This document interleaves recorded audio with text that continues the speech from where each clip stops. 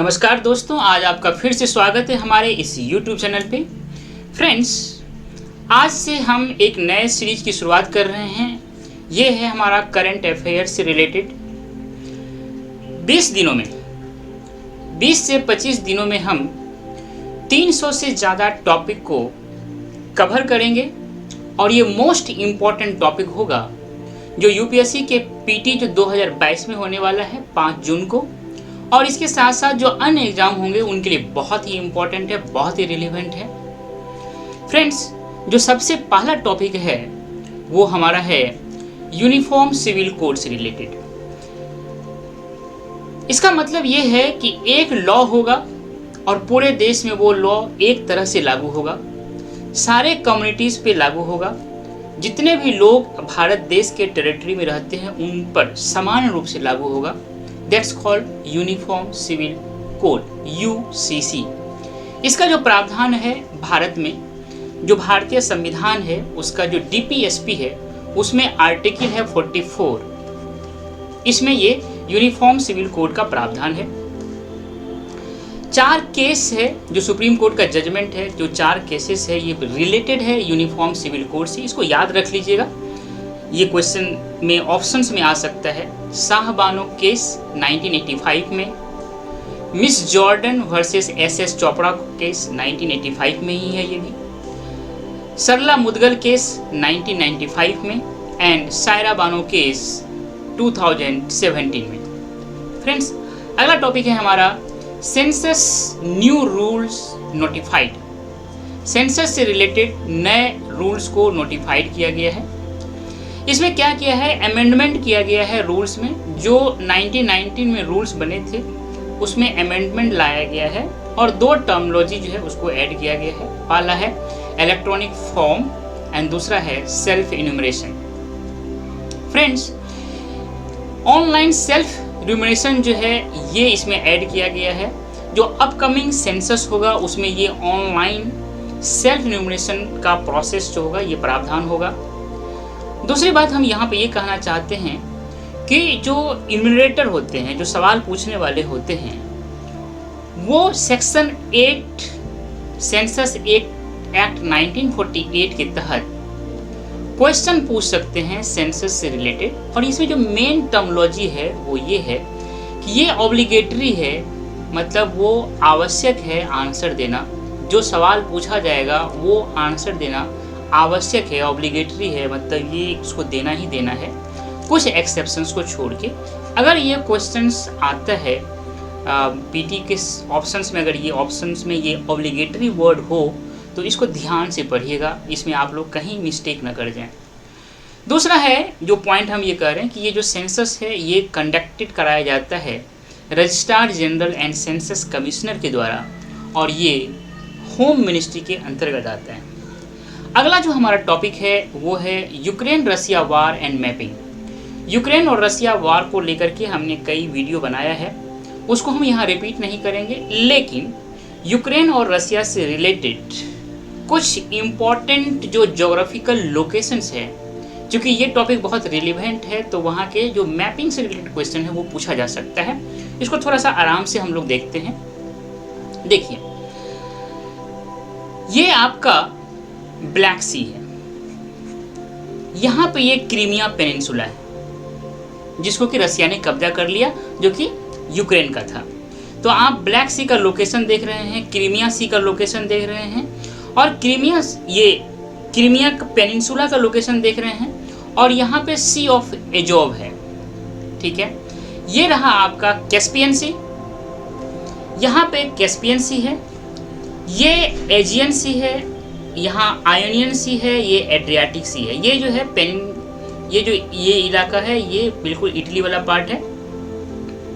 ये पूरा जो एरिया है, ये सारा एरिया जो है ये मेडिटेरियन सी का है, और यहाँ से ये लिंक हो जाता है अटलांटिक ओशियन से।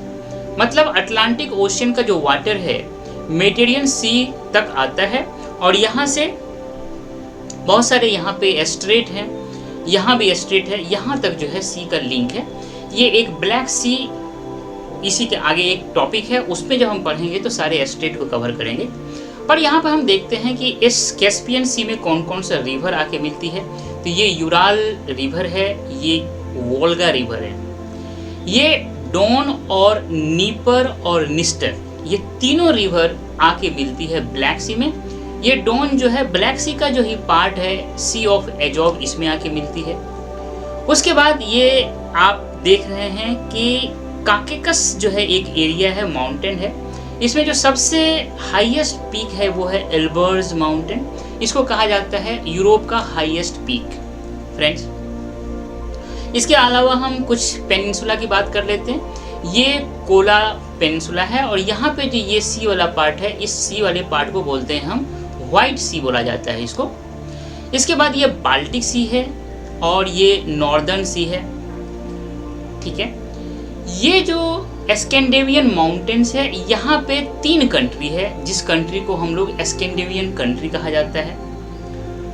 ये जो सबसे इम्पोर्टेंट रिवर है यूरोप का वो राइन रिवर है, ये एल्ब रिवर है, और आप इस तरह से देख रहे हैं कि बे ऑफ बिस्के है, कोला पेनिनसुला हो गया। इसके बाद ये आइबेरियन पेनिनसुला है, यहाँ पे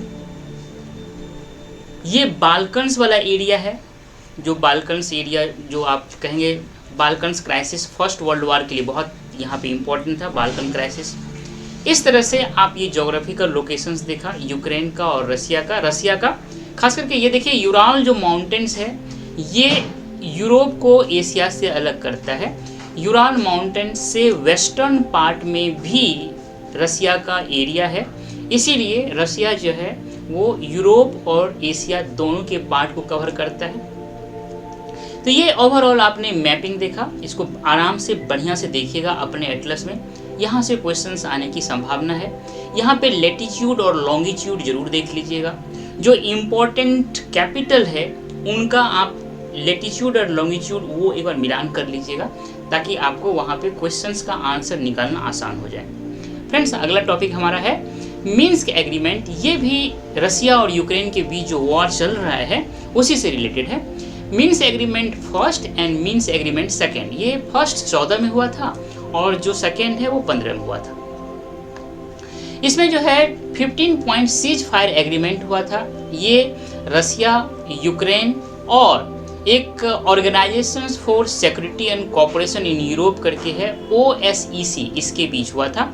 3 बडीज ये है और चौथा बडीज था कि जो लीडर्स थे, प्रो रसिया लीडर्स थे, खास करके डोनेस्क एंड लुहांस्क में, इन चारों लोगों का जो मीटिंग हुआ था मिन्स्क में, और ये मिन्स्क है कैपिटल बेलारूस का, ठीक है, इसीलिए इसको हम मिन्स्क एग्रीमेंट बोलते हैं। ये 2014 में पहला हुआ था, इसके बाद ये फेल हो गया।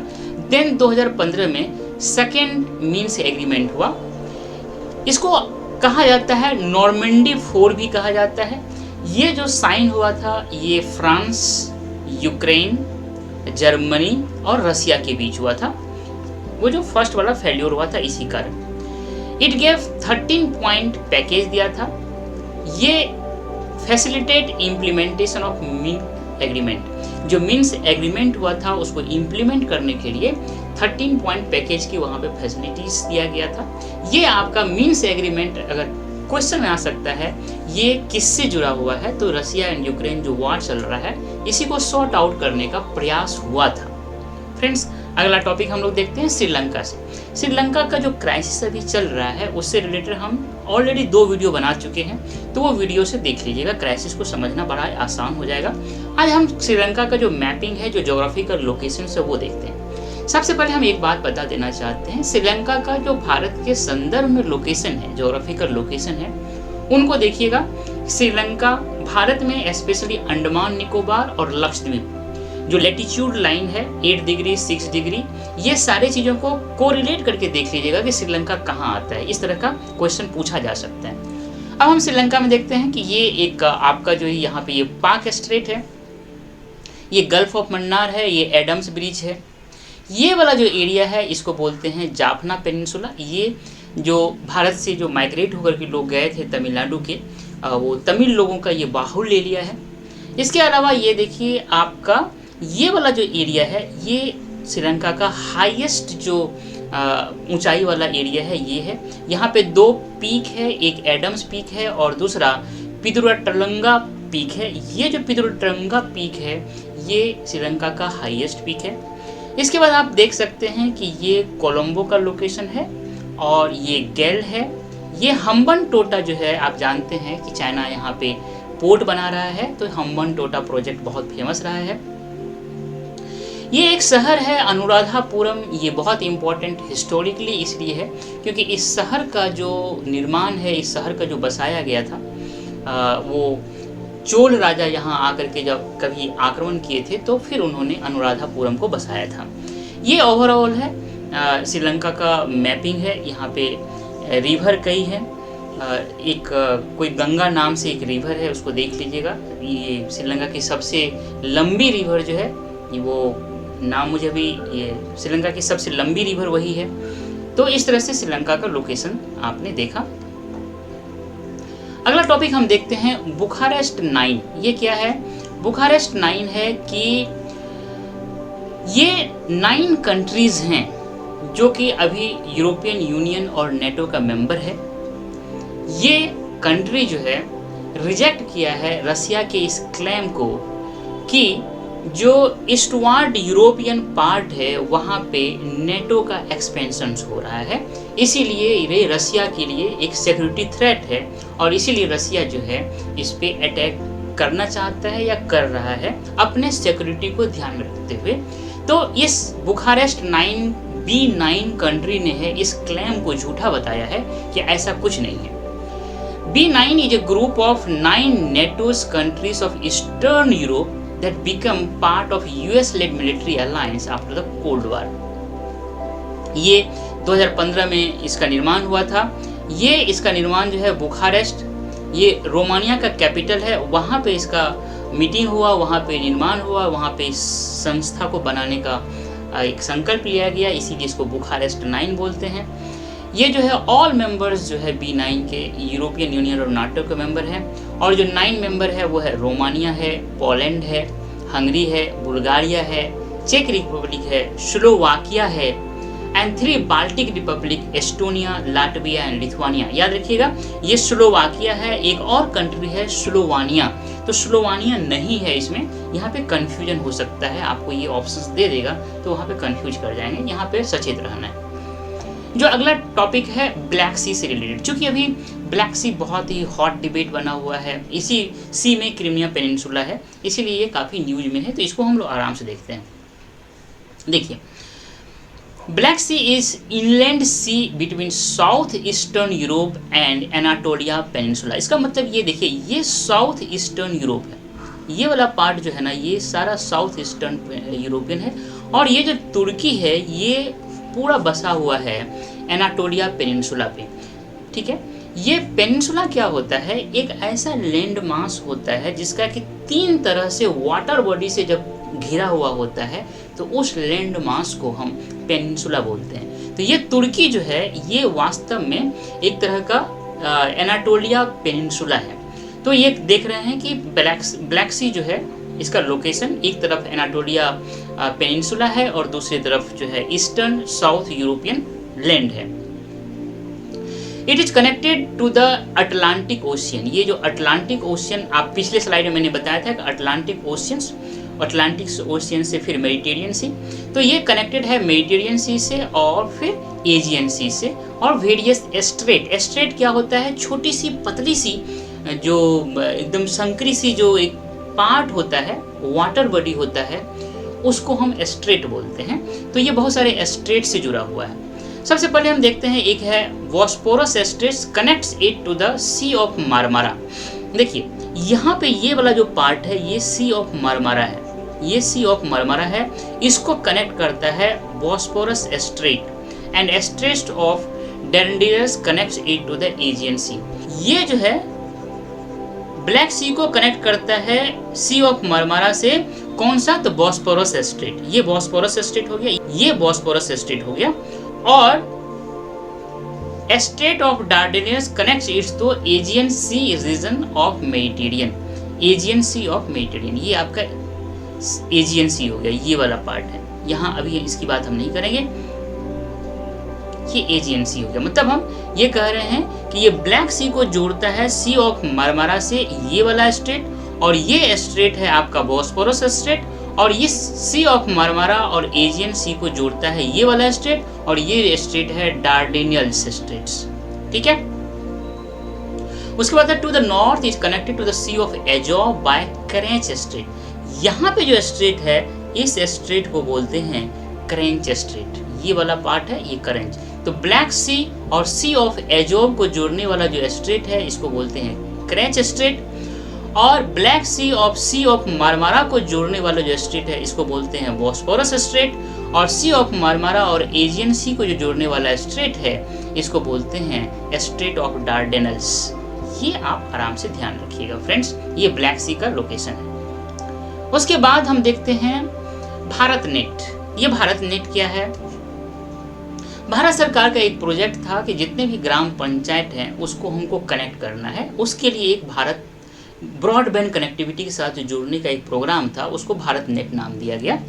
ये जो है इसको इम्प्लीमेंट करने का जो कार्य है वो है स्पेशल पर्पस व्हीकल है, जिसका नाम दिया गया है Bharat broadband network limited BBNL, और ये जो है under department DOT department of telecommunication के तहत है। इसका जो फंडिंग है वो यूनिवर्सल सर्विस ऑब्लिगेशन फंड के द्वारा हो रहा है। अभी जो थर्ड फेज है वो 2022 में पूरा हो जाएगा। ये भारत नेट से रिलेटेड फैक्ट है। ये टॉपिक बहुत इंपॉर्टेंट है, एक्सपोर्ट प्रीपेयर्डनेस इंडेक्स EPI। EPI जो है इसको प्रिपेयर्ड करता है नीति आयोग, और ये पार्टनरशिप है इनका, इसको प्रिपेयर करने में ये पार्टनरशिप है इंस्टीट्यूट ऑफ कॉम्पिटिटिवनेस से। ठीक है। ये EPI जो है ये स्टेट्स एंड यूनियन टेरिटरीज दोनों का रैंकिंग करता है, और इसका मेन 4 पिलर्स के आधार पे रैंकिंग करता है। पहला है पॉलिसी के आधार पे, दूसरा है बिजनेस इकोसिस्टम के आधार पे, थर्ड एक्सपोर्ट इकोसिस्टम के आधार पे, and the fourth export performance के आधार पे। और इसके अलावा 11 सब पिलर्स हैं। तो इसमें हमको 4 जो मेन पिलर्स है उसको ध्यान रखना है, ये चारों को। और इसमें जो है मोस्ट इम्पॉर्टेंट जो पॉइंट ये है कि जो कोस्टल स्टेट्स है उसमें सबसे जो टॉप परफॉर्मर स्टेट्स है वो गुजरात है, और उसको जो फॉलो करने वाला है मतलब उसके बाद वाला जो स्टेट्स है वो महाराष्ट्र है, कर्नाटका है, तमिलनाडु है। इसके बाद इसका ये डाटा है कि जो लैंड लॉक्ड स्टेट्स हैं उसमें जो सबसे बेस्ट परफॉर्मेंस है वो हरियाणा का है, और उसके बाद जो है उत्तर प्रदेश है, मध्य प्रदेश है और पंजाब है। ये आपका एक्सपोर्ट प्रिपेयर्डनेस इंडेक्स है, मतलब कौन बनाता है, 4 पिलर्स है, कोस्टल स्टेट्स में कौन इंपॉर्टेंट है, सबसे टॉप पे कौन है, और लैंड लॉक्ड स्टेट्स में कौन सबसे टॉप पे है, इसका ध्यान रखिएगा। उसके बाद है Tapi Par Narmada river interlinking project. ये जो है 1980s में इनके बारे में सोचा गया था, शुरुआत किया गया था। उस समय इसका नाम था नेशनल पर्सपेक्टिव प्लान। उस समय इन्विसेस्ट किया गया था, मतलब एक विचार किया गया था। इसी को कहा जाता है, NPP को दूसरा नाम से भी जाना जाता है NRLP, मतलब नेशनल रिवर लिंकिंग प्रोजेक्ट। इसका पर्पस है कि 3 रिवर को जोड़ना है। पार रिवर जो है ये ओरिजिनेट होता है नासिक जो महाराष्ट्र में है वहां से। तापी रिवर को जोड़ना है, और ये तापी जो है इसका ओरिजिनेट होता है सतपुड़ा के घने जंगलों से, सतपुड़ा के पहाड़ों से। घने जंगल आप बचपन में कहानी पढ़े थे हमने, इसीलिए उसको रिपीट किया। सतपुड़ा के पहाड़ से ये जो है तापी रिवर निकलती है, और नर्मदा जो है ये मध्य प्रदेश से निकलती है। तो ये इन तीनों रिवर को लिंक करने का प्रोजेक्ट जो है वो है Tapi Par Narmada river interlinking project. Friends, हमें उम्मीद है कि हमारा ये वीडियो आपको बहुत ही अच्छा लगा होगा। UPSC के PT को ध्यान में रखते हुए ये मोस्ट इम्पॉर्टेंट टॉपिक आपके बहुत ही काम आएंगे, मुझे ऐसा उम्मीद है। इसीलिए आपसे ये रिक्वेस्ट है कि हमारे इस चैनल को सब्सक्राइब कीजिए, लाइक कीजिए, अपना वैल्यूएबल कमेंट दीजिए, और अपने दोस्तों के बीच इसे शेयर कीजिए। थैंक यू डियर, मिलते हैं नेक्स्ट वीडियो में।